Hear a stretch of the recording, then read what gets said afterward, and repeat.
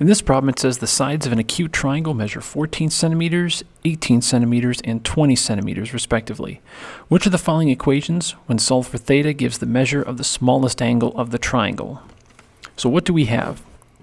We have three side lengths, 14, 18, and 20. And so what do we want? We want the smallest side. And the smallest side is the side is the angle that's opposite the smallest side. So the 14 is the smallest side, so that means we want this angle right here. So I'm going to call this C, call this A, I'm going to call this B. Now they throw at you both law of sines and law of cosines, but law of sines is inappropriate here. The reason is because law of sines only works when you have an angle with a side to match it. We don't have that. And so F, G, and H are wrong because they use law of sines in some form, which doesn't work. It's only J and K that use law of cosines. And so now, how do we use law of cosines?